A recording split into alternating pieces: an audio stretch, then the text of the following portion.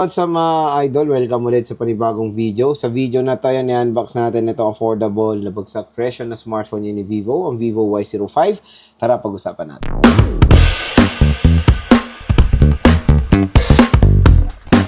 So, kung interested kayo bumili ng Vivo Y05, nandito yan sa ating product link. So, tap mo yung video, ayan, merong link dyan. Dito sa buong video natin, may link na itong Vivo Y05. Mura nyo lang siya makukuha. Ang presyo niya lang dito for the 4GB is around 4 to 5,000 pesos and the 4GB 128 is around 5,000 to 6,000 pesos. Medyo malayo when it comes sa kanya SRP.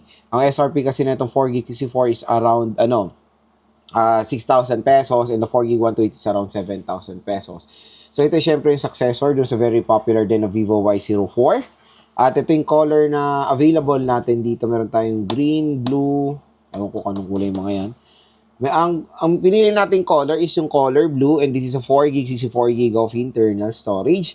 6,500 mAh battery capacity with IP65 water and dust resistant and with 1200 nits of brightness itong smartphone na to. So, open na natin si Vivo Y05. Ayan. So, ito yung smartphone. Wala silang Chinese na color. Blue lang. Di ba? Ayan. Tingnan natin siya in color blue. Ayun. So, maganda naman in fairness talaga sa Vivo pagdating sa mga design. Talagang very attractive yung mga smartphones nila. So, ito yung color blue nila. Ayan. So, meron tayo ditong mukhang dual camera siya pero in reality, isa lang po yung camera niya. Ito lang po. Ito ay parang IR blaster. Meron tayong LED notification light and yung flash. Sa right side, nandito yung ating power button / fingerprint scanner and yung volume rocker. So, matte finish overall. Ito si Vivo Y05. Ayan, very smooth naman siyang hawakan dito. Sa taas naman is yung speaker grill. Sa left side is yung SIM tray. Sa baba naman is a 3.5mm headphone jack, microphone, Type-C port. So, bibili na itong smartphone na ito, magandang balita. Meron na siyang pre-installed na screen protector out of the box. Check natin yung mga inclusion ni Y05. Meron tayong free jelly case. Meron tayo ditong quick start guide and a warranty card. Power brick, and the power brick is, I think it's 15 watts lang to, mabagal to. Comparing sa 6.5 mAh niyan, laki. USB Type-C cable and yung SIM eject tool. So, yun lang naman. Yung content ng box, very simple lang mga idol. So, next, let's proceed dito sa mismong smartphone. Open na natin si Vivo Y05. Ayan. So, in 3, 2, 1.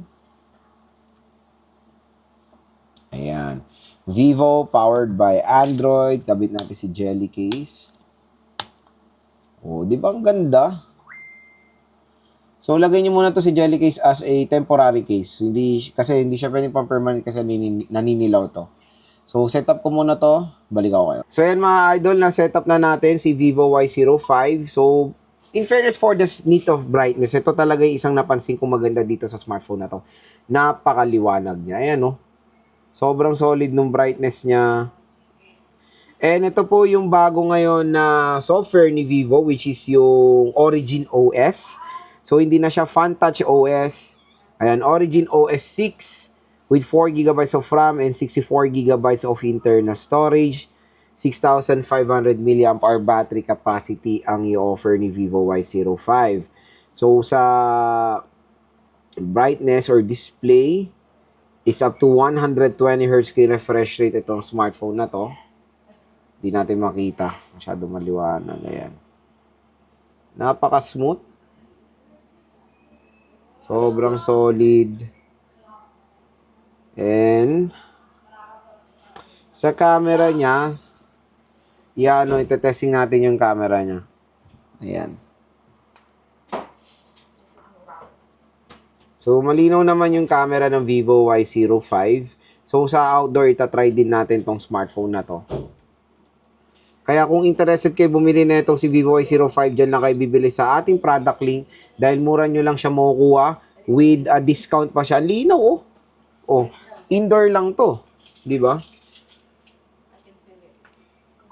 So, sa processor nito, it is powered ng Unisoc processor, si Y05. It is powered ng Unisoc T7225. Medyo mababa yung processor nito.